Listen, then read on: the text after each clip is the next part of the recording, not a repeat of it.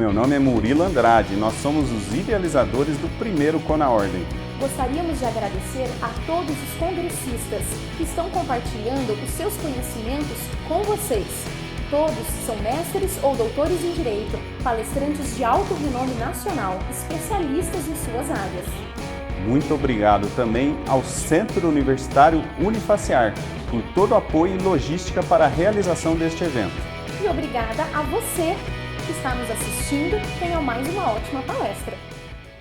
E aí, galera, sejam muito bem-vindos ao nosso evento aqui, o CONAordem, o primeiro Congresso Nacional do Exame da OAB. Meu nome é Paulo Henrique Helene, eu sou professor de Direito Penal e de Processo Penal em cursos preparatórios, especialmente no Focus Concursos. Sou coordenador do método Aprova OAB, que está aí na tela em destaque para vocês, e também professor de Direito Penal desse curso. Minha formação acadêmica é em Direito Penal, eu tenho aí especialização em Direito Penal, eu tive a oportunidade no ano de 2016 de estudar um período de tempo na Alemanha, na Universidade de Göttingen, e lá fui aluno dos maiores penalistas do mundo, com certeza. Você já ouviu falar do professor Klaus Roxin, de Günther Jacobs, Sebastian Scher, também do professor Luiz Greco. Tive a oportunidade, então, de estudar, ser aluno deles presenciais. Atualmente, sou mestrando pela Unicinos. Fui aprovado aí, graças a Deus, em primeiro lugar no processo seletivo. E aí vou me dedicar ao estudo agora da responsabilidade penal da pessoa jurídica, a capacidade de ação dela e toda a controvérsia que existe dentro do direito penal econômico. Essa vai ser a minha linha de pesquisa agora no mestrado. Bom, pessoal, o nosso tema aqui é falar sobre exame da ordem e falar sobre como você pode gabaritar direito penal na prova da OAB. E aí, galera, fica ligado porque eu quero destacar para vocês os temas mais importantes que foram já exigidos na primeira fase do exame da OAB. Você já deve ter ouvido falar que direito penal é uma matéria que é muito importante. Geralmente os alunos são apaixonados, fascinados por direito penal na faculdade. Só que no exame da ordem ela não é a principal, ela não é a protagonista na primeira fase como ética profissional. E olha só, galera, não podemos também, de alguma forma, menosprezar o direito penal para o estudo da primeira fase da OAB. Direito penal vem, via de regra, com 6 questões. Então vamos lá, confere aí comigo na tela. Olha só, geralmente, pessoal, a gente tem aqui 6 questões onde serão abordados conhecimentos relacionados ao direito penal. Então, via de regra, dentre aquelas 80 que a gente tem lá compondo a prova, 6 delas são de direito penal. Quais são os temas que mais aparecem no exame da OAB? O tema que mais aparece no exame da OAB, galera, sem sombra de dúvida, são os crimes em espécie. São os crimes em espécie. Por isso que eu coloquei aqui um destaque, fica ligado. E é isso que a gente vai trabalhar aqui na aula de hoje. Geralmente os alunos negligenciam esses pontos quando estão estudando para essa parte aí para o exame da ordem, porque geralmente a gente gosta mais de estudar a parte geral, né? Teoria do crime, teoria da norma, teoria da pena. Eu particularmente, como estudioso do direito penal, eu gosto mais de estudar direito penal no que toca a teoria do crime, né? Todas as vertentes, aprofundar ali na dogmática jurídica propriamente dita. E os alunos acabam negligenciando esses tópicos específicos da parte especial. Mas na aula de hoje eu quero fazer uma grande revisão sobre os principais assuntos que podem aparecer na sua prova sobre essa parte especial, ok? Então, fica ligado porque a gente vai ver várias dicas relacionadas aqui no encontro de hoje, relacionado então a crimes dolosos contra a vida, a crimes contra o patrimônio. A gente vai ver também algumas questões de crimes relacionados à administração pública, a novidade que aparece no Código Penal no final do ano de 2018, relacionado lá aos crimes contra a dignidade sexual e ainda outros detalhezinhos para você não confundir na hora da prova, ok? É importante a gente destacar isso aqui, e na verdade isso gera um pouco de preocupação nos alunos, que estatisticamente direito penal não é uma matéria que o pessoal vai tão bem no exame da ordem. Acredite, é uma das matérias que o pessoal mais erra. Na minha visão, qual que é o erro do pessoal? É exatamente por negligenciar o estudo dos crimes em espécie, beleza? Mas no encontro de hoje, eu te garanto que para o próximo exame da OAB, isso aqui vai ser extremamente válido para você. Com certeza a gente vai garantir aí algumas questões, se você me acompanhar de agora até o final desse nosso encontro, até o final aqui dessa nossa conferência, beleza? Quais são os outros temas que mais aparecem na prova da OAB, professor? Me diga aí. Olha só, em segundo lugar, você vai encontrar temas relacionados à teoria da pena, e você sabe que a teoria da pena, ela começa lá no artigo, ela começa no artigo 32 e vai até o artigo 120, é bem amplo, portanto. Depois, outro tema preferido do examinador aqui da FGV é o tema de concurso de crimes, concurso material, concurso formal, continuidade delitiva. A gente tem a questão da aplicação da pena, ou melhor, aplicação da lei penal. Então tem lá a questão relacionadas ao tempo do crime, lugar do crime, certo? A gente tem questões envolvendo tipicidade, tipicidade formal, tipicidade material. E aqui entra também a incidência do princípio da insignificância, que é de extrema importância para o estudo na sua preparação para o exame da OAB. A gente tem logo na sequência a teoria do erro que aparece. E o ponto preferido do examinador dentro da teoria do erro é o que? É o erro de tipo essencial. Na hipótese de erros acidentais, o examinador também gosta muito do erro na execução, o aberratio ictus. Logo na sequência, a gente teria aí como temas principais para você estudar, seriam o concurso de pessoas, e aí isso aí aparecia lá do artigo 29 ao artigo 31 do Código Penal. A gente tem na legislação extravagante algumas normas que se destacam. Eu destacaria para vocês que é muito importante você ter conhecimento da LEP para o exame da OAB, especialmente os pontos de progressão de regime e também o ponto de remissão. Esse também é um tema aí preferido do examinador, que pode aparecer, tem uma maior probabilidade de estar na sua prova. Com relação à teoria da norma, aqui a gente já encontra pouquíssimas questões no histórico da OAB, assim como questões relacionadas à culpabilidade. Bom, aqui você acabou de conhecer o panorama geral. Você já sabe que o tema preferido do examinador são os crimes em espécie. E é sobre os crimes em espécie que a gente vai se dedicar ao estudo nesse exato momento. Galera, eu quero que você, nesse exato momento aqui, se você está assistindo a nossa aula, se você está aqui conferindo esse conteúdo que eu estou disponibilizando para vocês, você me acompanhe também nas redes sociais. Fica à vontade para me acompanhar no meu Instagram. Aqui, ó, PHElene. Lá, periodicamente, eu posto dicas para vocês relacionadas a temas de direito penal e processo penal. Não só dicas voltadas para a OAB, mas também para concursos públicos, beleza? Então fica à vontade para me acompanhar. Se você quiser me dar um feedback dessa palestra, se esse conteúdo foi muito bom para você, se esse conteúdo te ajudou no momento que você se preparou para o exame da ordem, então fica à vontade lá para me mandar um direct, para me deixar uma mensagem em algum post, beleza? Então, vamos direto aqui para as dicas que eu tenho para trabalhar com vocês, conteúdo propriamente dito e que com certeza podem fazer a diferença na hora da sua prova. Porque vale lembrar, né? Dentre as 80 questões que a gente tem na primeira fase, você precisa acertar 40. Na minha opinião, 40 é 10, porque se você acertar 68, 72, isso não vai sair na sua carteirinha lá na frente. Se você acertar 40 ou acertar 60 e poucas questões, isso não faz a diferença. Ambas as pessoas aqui serão advogados, um tão bom quanto o outro, beleza? Então, galera, o que a gente precisa focar na primeira fase é o quê? Acertar as 40 questões. Se você gosta muito de direito penal, vale a pena se dedicar ao direito penal. Até porque na segunda fase você pode optar essa matéria e, na minha opinião, é a melhor matéria para você se dedicar ao estudo numa segunda etapa. Beleza? Vamos lá, pessoal, vamos conferir comigo então essas particularidades da parte especial do Código Penal, os crimes em espécie, que é uma matéria muito negligenciada pelos alunos. Bora lá comigo? Então, vamos lá, me acompanha na lousa eletrônica aqui. O primeiro ponto que eu tenho para trabalhar com vocês são os crimes contra a vida.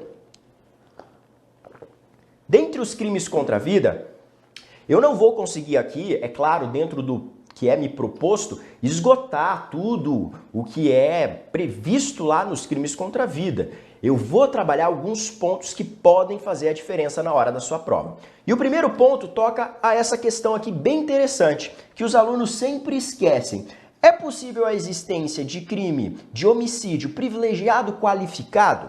Então olha só, galera, de acordo com a doutrina majoritária, é possível sim a existência de homicídio privilegiado qualificado. Mas olha só, desde que a circunstância qualificadora que concorre com o privilégio seja de ordem objetiva. Para a imensa maioria da doutrina, nós temos o quê? Os incisos 3 e o inciso 3 e o inciso 4, neles a gente tem então qualificadoras de ordem objetiva. Professor, não estou lembrando da redação do Código Penal. No inciso 3º, olha só, aqui você vai encontrar, no inciso 3º, o emprego lá de fogo, o emprego de fogo, lembra? O emprego lá, por exemplo, de explosivo, o emprego de explosivo, o emprego, por exemplo, da tortura, o emprego, por exemplo, da tortura, do meio cruel e assim por diante. Essas qualificadoras, elas são denominadas objetivas pelo seguinte propósito, porque elas estão relacionadas ao fato praticado e não relacionadas à pessoa do agente aqui que pratica esse crime de homicídio. Então são características do fato, por isso que a doutrina chama elas de qualificadoras de ordem objetiva. Você tem também qualificadoras de ordem objetiva aqui no inciso 4º. Aqui aparece, galera, o quê? A traição, vai aparecer também a emboscada, vai aparecer, por exemplo, aqui o recurso que dificultou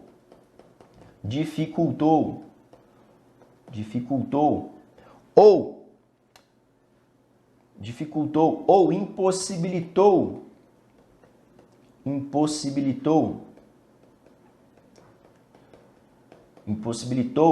a defesa da vítima, certo? Então, toda vez que você tiver ali traição, emboscada, recurso que de algum modo dificultou ou impossibilitou a defesa da vítima, isso também é considerado uma qualificadora de ordem objetiva.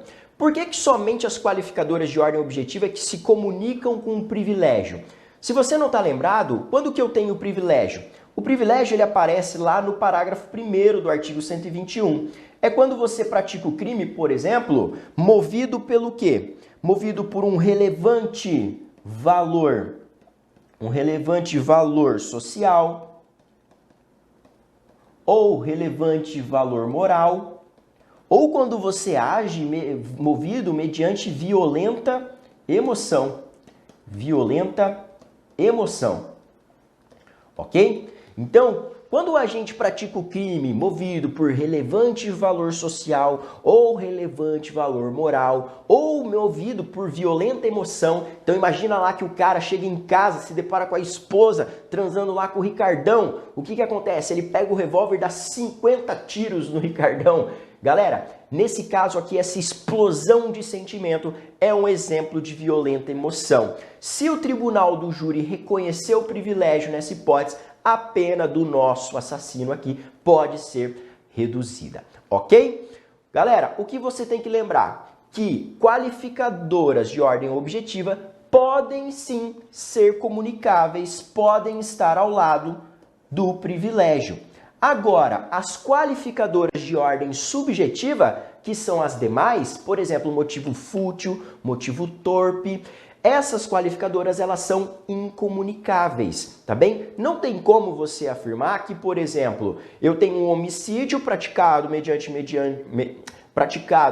motivo fútil e mediante violenta emoção, ou movido por o sujeito agiu mediante motivo torpe e, paralelamente a isso, você tem aqui a questão da violenta emoção ou do relevante valor social ou moral. Então, isso é incomunicável. Então, a doutrina fala que qualificadora subjetiva não se comunica com o privilégio, ao passo que as objetivas, sim. Compreendeu esse assunto? Vamos para a próxima dica que eu tenho para falar para vocês, ainda envolvendo crimes contra a vida. Confere aqui comigo, olha só, segundo ponto aqui dentro desse primeiro tópico. O homicídio na direção de veículo automotor. Você tem que tomar cuidado com o seguinte. Aqui eu quero destacar para vocês o princípio da especialidade. Princípio da especialidade. O que quer dizer esse princípio da especialidade? Esse princípio da especialidade traduz a ideia de que se eu tenho uma norma geral, mas ao caso em si de uma norma específica, a gente aplica a norma específica. Isso fica muito claro quando você tem um homicídio culposo. Se você tem um crime de homicídio culposo comum, aplica-se as disposições do artigo 121, parágrafo 3º, correto? Porque lá você encontra o homicídio culposo, de forma genérica. Agora, se você tem lá um homicídio culposo praticado na direção de veículo automotor, você sai do Código Penal e você vai migrar para as disposições do Código de Trânsito Brasileiro, porque lá eu tenho um crime específico a essa conduta. E aí é o que eu quero destacar aqui com vocês e é a nossa segunda dica. Aplica-se o disposto no artigo 302 do Código de Trânsito Brasileiro, cuja pena é mais rigorosa toda vez que você tiver um homicídio na direção de veículo automotor. Mas cuidado, esse homicídio necessariamente ele deve ser um homicídio culposo, ok? Um homicídio culposo. Professor, mas eu já ouvi aquela discussão de dolo eventual e culpa consciente. Aquela discussão, com certeza o professor falou isso para você na faculdade. Aquela ideia que dolo eventual é a ideia de indiferença em relação ao bem jurídico. O sujeito assume o risco de produzir o resultado. É aquela conduta relacionada à ideia de foda-se, não é? Já ouviu falar esse termo? Olha só, ao passo que a culpa consciente está relacionada à ideia de que o agente confiava nas próprias habilidades e acreditava que aquele resultado não seria alcançado, e aí a gente tem uma ideia de fudeu, não é? Já ouviu falar sobre esses macetes? Toma cuidado, tá? Porque se você se depara numa situação em que o sujeito está dirigindo o carro embriagado, em alta velocidade, na contramão da via e atropela um pedestre, nesse caso, se você reconhecer dolo eventual, o sujeito responde por homicídio doloso de acordo com o Código Penal, ok? Então, pelo 121 do Código Penal, homicídio doloso, porque dolo eventual é uma espécie de dolo. Beleza. Nesse caso, vale lembrar que também ele vai ser submetido ao tribunal do júri, que é o órgão competente para julgar crimes dolosos contra a vida. Se você reconhecer que em determinado acidente de trânsito, ainda que o sujeito estava embriagado e veio, por exemplo, se envolver em um acidente e matou outra pessoa, mas que naquele caso havia culpa consciente, aí você tem a competência do juiz singular e a sanção que vai ser aplicada a esse agente é do Código de Trânsito Brasileiro, lá do artigo 302 que você confere aqui, ok? Então, se for culposo, você tem a incidência do CTB. Agora, se for doloso, na direção de veículo automotor, aí você tem a competência lá do tribunal do júri e o agente incorre nas penas do artigo 121. Ok? Fácil? Compreendida essa segunda dica? Vamos para a próxima dica envolvendo crime contra a vida. Olha só, confere aí comigo na tela. Perdão judicial. Já ouviu falar sobre o perdão judicial? Galera, o perdão judicial é muito interessante porque ele é um exemplo da manifestação do princípio da bagatela imprópria. Princípio da bagatela imprópria. Olha só que interessante isso aqui. Eu não tenho dúvida que ao longo da faculdade você aprendeu sobre o princípio da bagatela própria, que é sinônimo do princípio da insignificância. Você sabe muito bem que o direito penal não se preocupa com aqueles crimes de ninharia, esses crimes de bagatela, com ataques insignificantes, né? O princípio da insignificância, ele é extraído, a contrário senso, do princípio da fragmentariedade, que é um dos braços de um princípio maior, que seria o da intervenção mínima. Em outras palavras, toda vez que você tem um ataque insignificante que não gera uma lesão relevante a um bem jurídico, você aplica o princípio da insignificância, desde que seja um crime compatível com esse tipo de incidência, né? Porque você sabe muito bem que insignificância não se aplica em crimes que envolvam violência ou grave ameaça. Nesse sentido, você pode conferir a súmula 589 do STJ, que fala que não se aplica o princípio da insignificância quando você tem um crime ou uma contravenção praticada contra a mulher no âmbito das relações domésticas. A jurisprudência também é pacífica de que não incide o princípio da insignificância em crimes de roubo, tá bem? Então toda vez que você tiver um crime violento ou que envolva grave ameaça, isso é incompatível com o princípio da insignificância, porque o fato ele não nasce irrelevante para o direito penal. Agora, a ideia aqui da bagatela imprópria é o contrário. Nesse caso, o fato ele nasce relevante. Todavia, a pena no caso concreto torna-se insignificante. Gente, um exemplo de manifestação do princípio da bagatela imprópria é o Instituto do Perdão Judicial, que aparece lá no artigo 121, parágrafo 5º. O que acontece aqui, ó? Na hipótese de homicídio culposo, o juiz, analisando as circunstâncias que envolvam o caso concreto, decidirá sobre a aplicação do perdão judicial. Perceba o seguinte aqui, você tem que tomar cuidado porque nesse caso, se o juiz aferir que a sanção é desnecessária,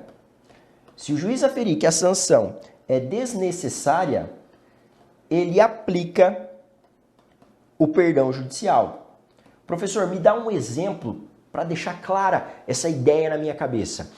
Imagina que um pai desce no supermercado, tá um dia ensolarado, um calor, assim, estilo lá de Cuiabá. E o que acontece? Ele deixa o filho recém-nascido ali no carro e desce rapidinho para fazer compras. No momento que ele retorna, ele abre a porta do veículo e vê que o filho acabou de morrer sufocado. Nesse caso aqui, você tem uma quebra do dever de cuidado.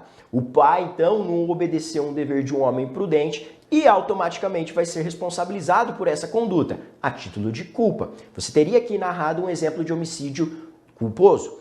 Acontece, galera, que a dor do pai frente à perda do ente querido é muito maior do que a sanção que poderia ser aplicada pelo juiz naquele caso.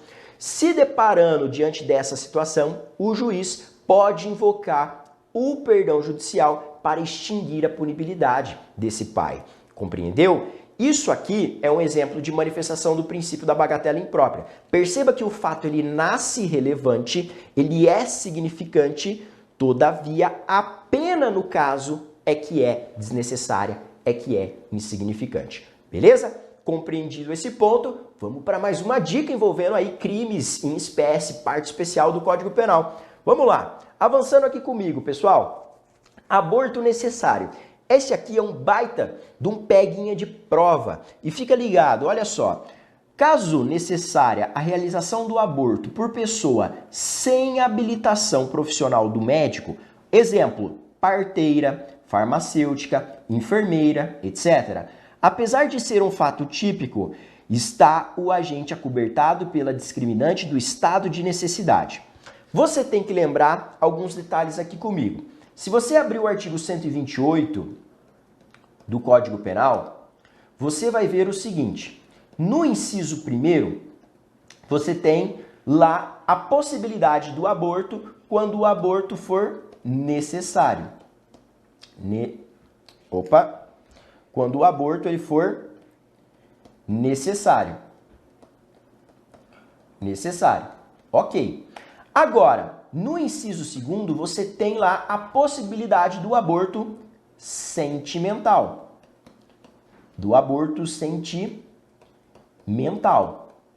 Muito bem.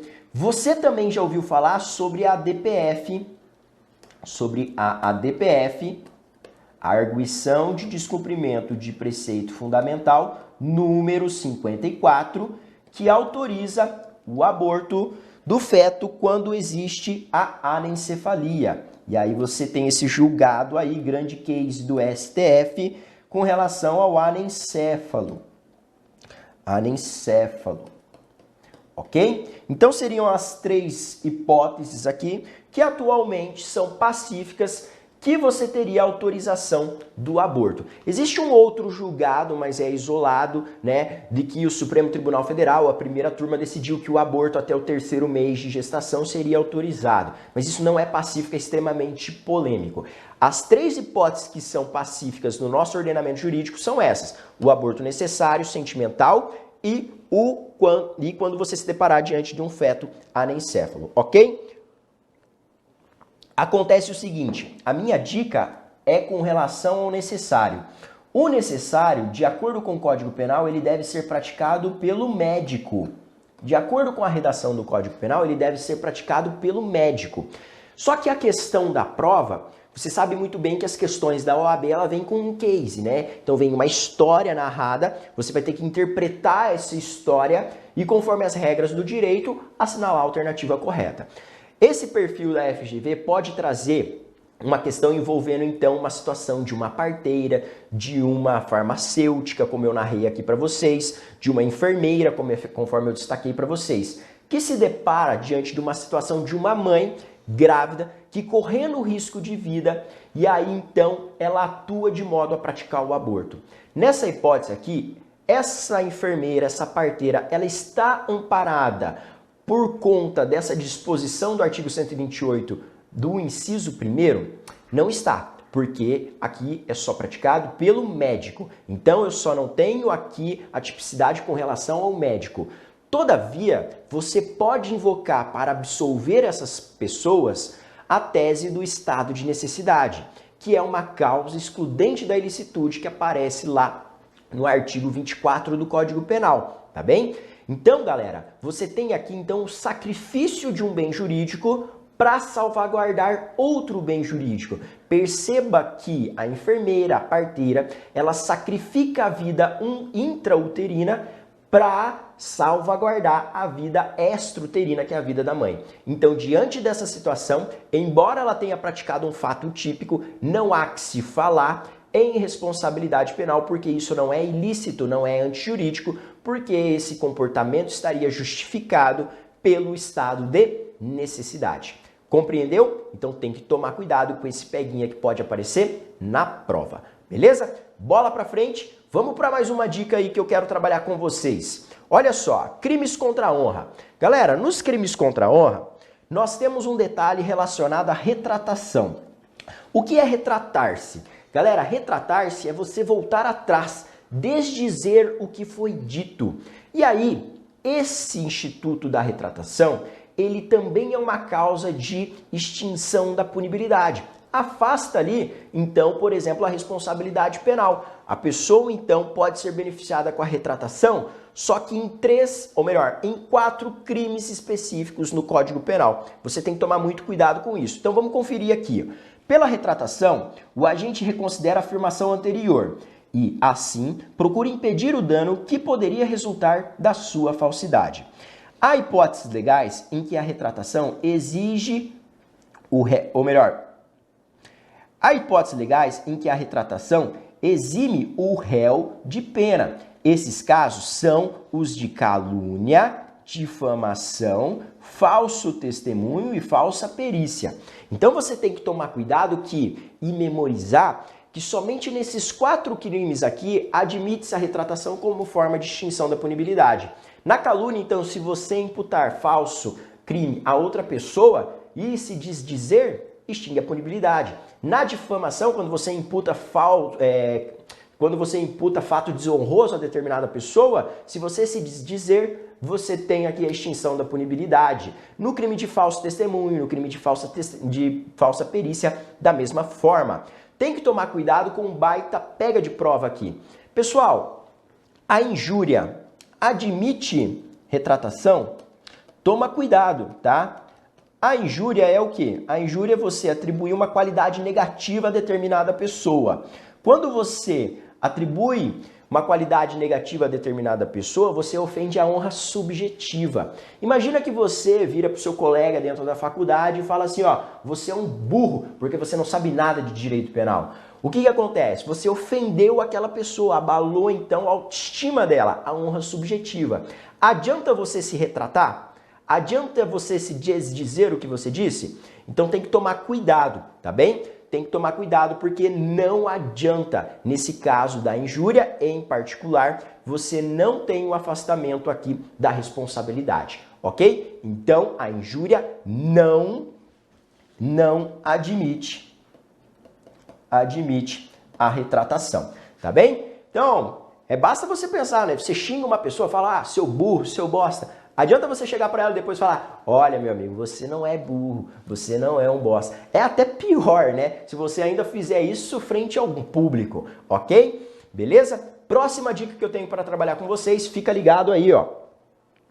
Envolve calúnia e denunciação caluniosa. Tem que tomar cuidado para não confundir esses crimes aqui. O que a gente tem na calúnia e o que a gente tem na denunciação caluniosa?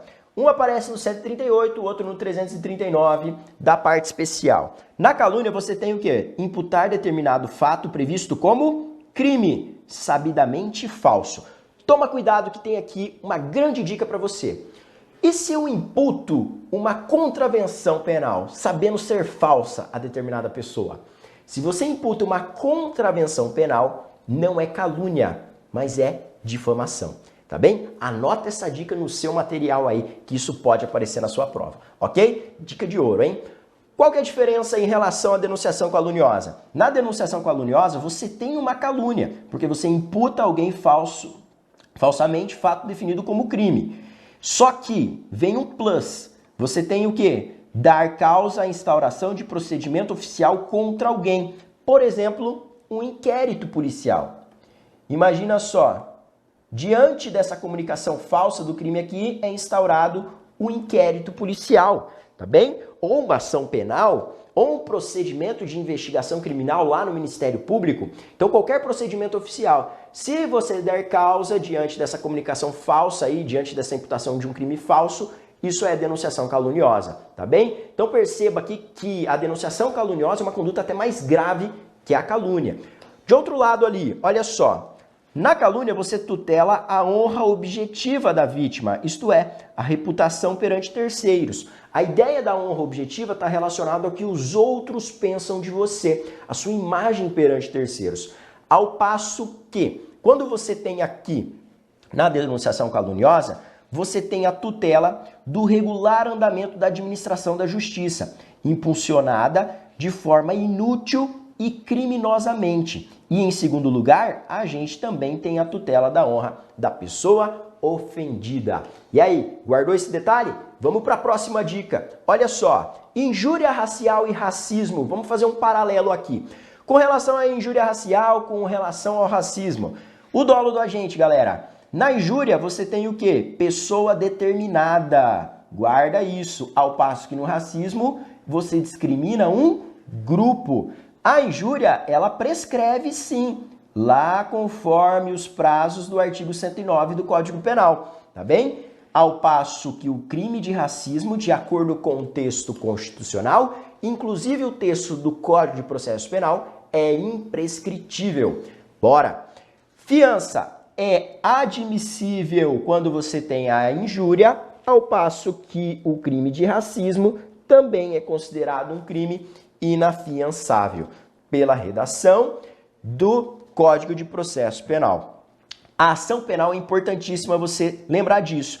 Quando você tem a injúria qualificada pelo preconceito, a injúria racial, você tem uma ação penal pública condicionada à representação, ao passo que no racismo você tem uma ação penal pública incondicionada, ok? Não precisa fazer nada, o Estado tomando conhecimento daquela imputação já pode correr atrás do fato, apurar aquilo e denunciar eventualmente o agente. Beleza? Próxima dica para trabalhar com vocês, confere aí comigo, crimes contra o patrimônio. Olha que súmula legal para aparecer na sua prova relacionado aí ao crime de furto e ao crime impossível. Você sabe que o crime impossível ele aparece no artigo 17 do Código Penal. Eu tenho um crime impossível quando por absoluta ineficácia do meio ou por absoluta impropriedade do objeto é impossível a realização de determinado resultado. Não há que se falar em responsabilidade penal, ok? Com relação a essa súmula aqui, é bem interessante que não é admitido essa tese de crime impossível quando você se deparar diante dessa situação aqui em particular.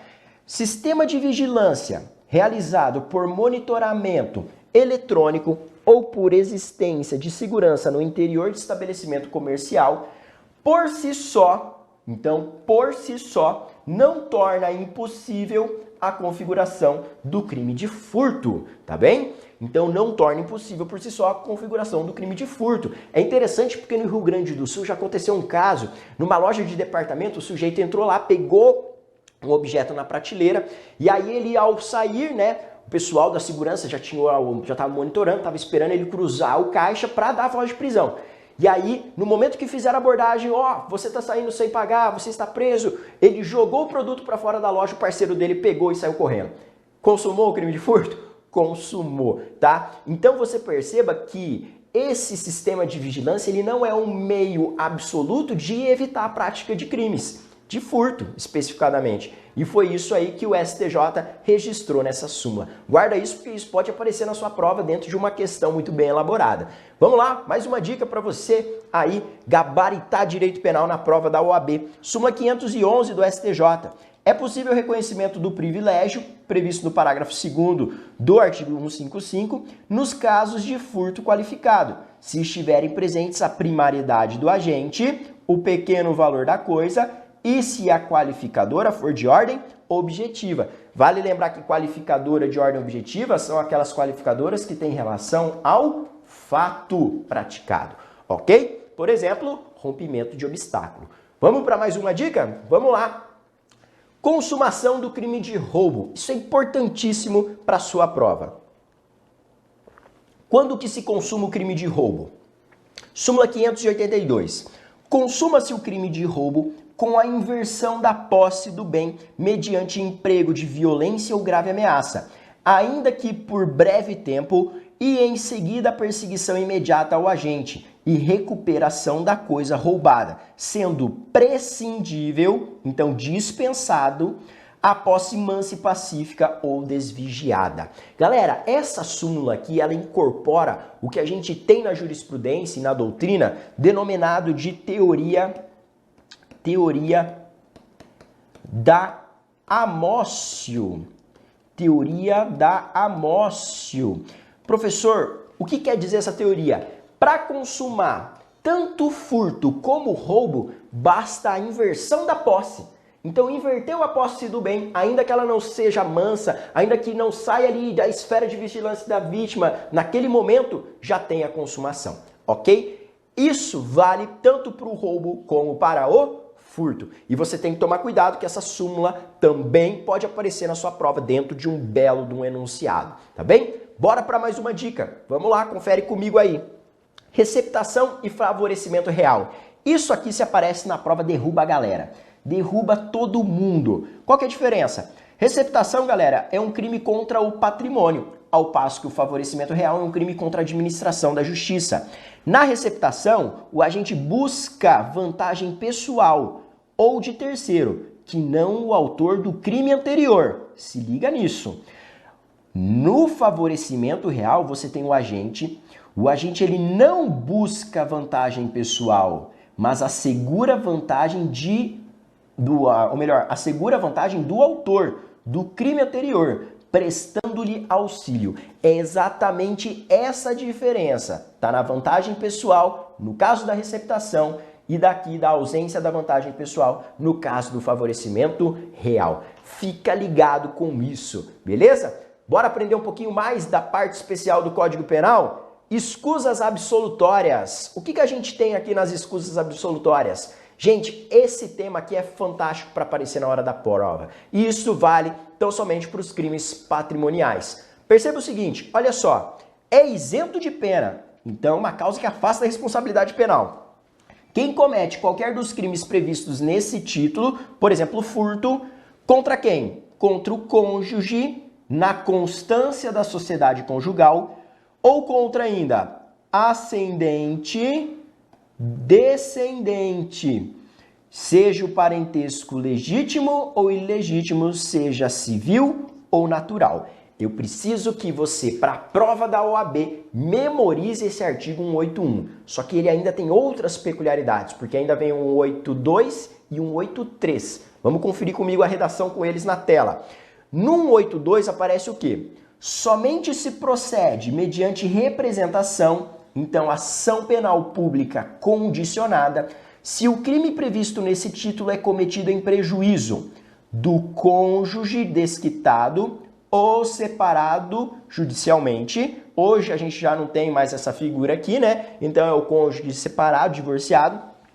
Ou ainda você tem aqui, de irmão, pode ser legítimo ou ilegítimo, de tio ou sobrinho com quem o agente coabita. Então tem que tomar cuidado. Se você tiver um furto praticado contra essas pessoas, a ação penal se processa mediante representação. É ação penal pública condicionada à representação da vítima. Tem mais um dispositivo para a gente trabalhar. Isso aqui também o examinador adora exigir na prova da OAB. Não se aplica esse disposto, então, a responsabilidade penal, sim.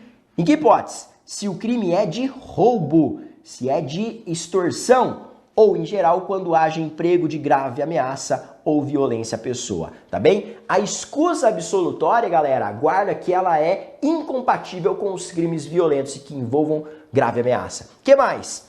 Quando você tem aí, o quê? Ao estranho que participa do crime. Então, se haver concurso de pessoas, essa questão aqui não se comunica a quem não tem esse grau de parentesco, por exemplo. E outra questão aqui interessante é o quê? Se o crime é praticado contra a pessoa com idade igual ou superior a 60 anos, também a gente não aplica a escusa absolutória. Vale lembrar que igual ou superior a 60 anos, a gente está falando aqui da pessoa idosa, de acordo com o Estatuto do Idoso. Ok? Vamos para mais algumas dicas aí, já caminhando para a reta final aqui do nosso encontro. Crimes contra a dignidade sexual. O que eu quero destacar aqui, galera, é que no final do ano de 2018 veio uma lei que alterou os crimes contra a dignidade sexual. A gente teve uma boa de uma reforma dada pela Lei 3.718 de 2018. Você tem que ficar atento com isso, porque o examinador da OAB gosta muito de novidade também, beleza? Importunação sexual. O crime de importunação sexual, ele está previsto no Código Penal, no artigo 215-A, que é você praticar contra alguém e sem a sua anuência ato libidinoso, com o objetivo de satisfazer a própria lasciva ou a de terceiro. Perceba o termo aqui, contra alguém. Esse delito, agora atual delito, ele ganhou essa roupagem exatamente por causa daqueles episódios absolutamente repugnantes que aconteceram lá dentro de transportes públicos coletivos, né, que o sujeito se masturbou e ejaculou nas vítimas, certo? E aí o que acontece, galera? Antes, a importunação sexual estava prevista na Lei de Contravenções. E o grau de reprovação de uma contravenção é muito ínfimo comparado aí à roupagem, por exemplo, de um crime. Acontece que houve uma grande polêmica na época, porque alguns entendiam que era estupro, outros entendiam que era contravenção penal. E aí, bem dizer, o legislador agiu muito bem, porque existia aí uma incompatibilidade, na verdade, uma ausência de proporcionalidade, porque o estupro para essa conduta ele é muito grande, a reprovação é muito grande, né? Você tem uma pena muito grande, ao passo que na contravenção você tem uma pena ínfima, uma pena banal, e aí criou-se um meio termo, um crime intermediário, ok? Para reprovar exatamente esse tipo de comportamento. Então, isso agora está no Código Penal. Toma cuidado que não houve abolitio criminis nesse caso, né? Na verdade, essa contravenção ela ganhou agora o status de crime e está prevista no Código Penal. Outro destaque que eu quero trazer para vocês com relação às inovações contra a ordem ali da dignidade sexual, a gente tem então também esse delito que está no artigo 218-C. Esse delito ele fala da divulgação de cena de estupro ou de cena de estupro de vulnerável, de cena de sexo ou de pornografia. Eu quero destacar para vocês um detalhe que aparece aqui, ó. O examinador da OAB, ele gosta muito de causas que afastam a responsabilidade. Toma cuidado que não haverá crime quando o agente pratica as condutas descritas no caput em publicação de natureza jornalística, científica, cultural ou acadêmica, com a adoção de recurso que impossibilite a identificação da vítima, ressalvada sua prévia autorização, caso seja maior de 18 anos. Ok? Beleza? Nesse parágrafo primeiro, a gente tem a conduta do revenge porn, né? Que é a pornografia por vingança. Não cabe aqui, não dá tempo para a gente ficar esmiuçando esse dispositivo. O que eu queria destacar é a ausência de responsabilidade nesse parágrafo segundo. Porque essas causas que afastam aí a responsabilidade penal são preferidas do nosso examinador na prova da FGV, na prova da OAB. Próxima dica para vocês, confere aí comigo. Quais são agora as ações penais quando eu me deparo com crimes contra a dignidade sexual? Guarda que, de acordo com o artigo 225, todos os crimes contra a dignidade sexual, todos, isso é uma baita de uma mudança, são processados mediante ação penal pública incondicionada. Teve aqui uma falha técnica, sabe por quê? Porque quando você sabe que um crime é processado mediante ação penal pública incondicionada, toda vez que o legislador não fala nada. Então não precisava aqui ele ter expresso no Código Penal que a ação penal pública em todos os crimes contra a dignidade sexual será incondicionada. Bastava ele ter revogado aquele dispositivo que exigia a representação. Mas ele constou de modo expresso, faltou um pouco de técnica aqui por parte do legislador, mas para fins de prova que interessa, que todos os crimes agora, estupro, independentemente da modalidade, todos são, por exemplo, processados mediante ação penal pública incondicionada. Caminhando, galera, para a reta final aqui das nossas dicas para você gabaritar direito penal, gente, vamos trabalhar o último ponto aqui, são dicas relacionadas a crimes contra a administração pública. E o que eu tenho aqui? Peculato culposo. Gente, o que é o peculato culposo? No peculato culposo, você tem o quê? Pune-se o funcionário público que, através de manifesta negligência, imprudência ou imperícia, infringindo o dever de cuidado objetivo, portanto, criar condições favoráveis à prática do peculato doloso, em qualquer de suas modalidades. Então você tem o peculato doloso na modalidade de peculato apropriação, peculato desvio ou peculato furto, que é a subtração. O que eu quero destacar para vocês é um baita de um detalhe aqui. Se você se deparar diante desse crime que é praticado por funcionário público contra a administração, na modalidade culposa, olha o que acontece se o agente vai lá e repara o dano. Olha só, nessa hipótese, reparado o dano antes do trânsito em julgado da sentença ou do acórdão condenatório, extingue-se a punibilidade. Olha que detalhe importante. Só que isso só vale para o peculato culposo, tá bem? Caso a reparação ocorra após esse limite, reduz-se a pena pela metade. Reduz-se a pena pela metade. Essa regra, cuidado, só vale para o peculato culposo, beleza? Próxima dica envolvendo crime contra a administração pública, concussão. Concussão, galera, o que é concussão? O pessoal sempre me pergunta, pô, professor, qual que é a diferença de concussão e corrupção? Olha só, tem um baita de um macete para você não errar isso aqui em qualquer prova. Guarda, o verbo na concussão é o verbo exigir, por isso está em vermelhão aqui, ó. A conduta típica se consubstancia em exigir o agente por si ou por interposta pessoa, explícita ou implicitamente, vantagem indevida, abusando da sua autoridade pública como meio de coação.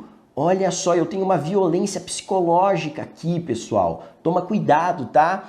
Exigir, a gente tem uma ideia de coação, tá bem? É mais grave do que a corrupção.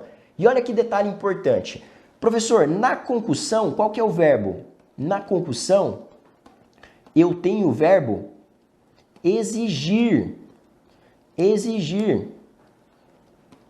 Ao passo que na corrupção passiva, que é o outro crime praticado por funcionário público, eu tenho o verbo solicitar. solicitar. A diferença é o grau de agressividade, pessoal. Se o agente simplesmente pede para você, se por exemplo o policial te aborda e solicita, pede para você, ainda de forma amistosa ali, né, com aquele jeitinho brasileiro, isso é o crime de corrupção passiva. Agora, se ele começa a te coagir, te ameaçar, exigindo dinheiro, por exemplo, exigindo propina, você tem o crime de concussão. Fica ligado com esses verbos, tá bem? E isso pode aparecer no enunciado da sua prova. Se apareceu exigir, concussão, você deve assinalar. Se apareceu solicitar, pedir, você tem que assinalar corrupção passiva. Guardou? Bora pra a gente caminhar para a reta final aqui? E falando de corrupção passiva, olha ela aí. A corrupção passiva, você tem o seguinte. O particular só será vítima da corrupção se a corrupção partir do funcionário público corrupto. Se o particular oferecer ou prometer vantagem, responderá por corrupção ativa, um caso típico de exceção pluralista à teoria monista unitária do concurso de pessoas. O que é isso, pessoal? O particular pratica crime de corrupção? Pratica. O particular, ele pratica o crime de corrupção ativa. Crime de corrupção ativa. Então é um crime praticado por particular contra a administração pública. Ao passo que o funcionário público, ele pratica a corrupção passiva. Passiva. Ok? Ambos os crimes são classificados como crimes formais. Por quê? Basta eu oferecer para o policial, já consumou. Basta o policial me pedir, já consumou. Não preciso entregar realmente o dinheiro. Beleza, até aqui muito fácil. Agora, galera, o que está escrito ali aqui no enunciado que eu trouxe para vocês na dica? Primeira coisa, só vai ter o crime do particular se o funcionário pedir para o particular. O verbo entregar não é punido, tá bem? Então, se o policial me para numa blitz e fala assim, ó, passa aqui então aí que eu finjo que eu não te vi. Eu dou para ele vazo, eu, particular, não pratiquei crime. Só ele praticou a corrupção passiva, ok? Agora, se você, por exemplo, particular, para na blitz, você oferece a propina, o policial aceita e pega, ambos praticaram o crime. A diferença é que você praticou a corrupção ativa e ele praticou a corrupção passiva nesse caso. Isso é uma exceção pluralista, a teoria monista, né, ou monística, adotada pelo Código Penal. O que fala essa teoria no concurso de pessoas? Que quando você tem concurso de pessoas, todo mundo incorre nas sanções do mesmo dispositivo, né? Se a gente se junta, eu e você aqui, e pratica um homicídio contra outra pessoa, nós dois incorremos na sanção do quê? Do artigo 121.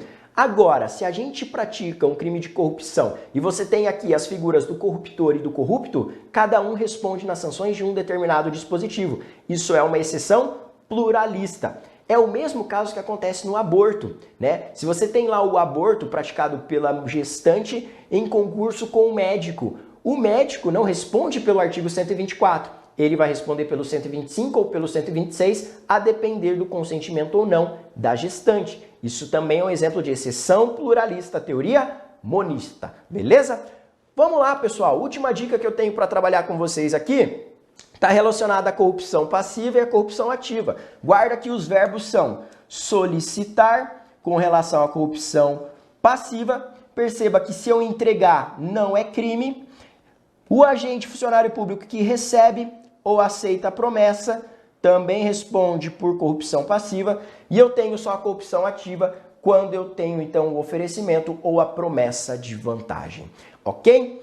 Galera, isso foi o que eu tinha para trabalhar com vocês. É um enorme prazer palestrar aqui nesse congresso, certo? Nesse grande evento idealizado, tá? O primeiro CONA Ordem. Eu quero que você fique à vontade para me mandar um feedback da aula, para me acompanhar nas redes sociais, beleza? Eu sou professor atualmente do método Aprova OAB do Focus Concursos, então fica aqui em destaque na tela para vocês, tá bem? Me acompanha nas redes sociais. Essa palestra foi então intitulada como Gabaritando Penal. Vimos os principais pontos no que toca a parte especial.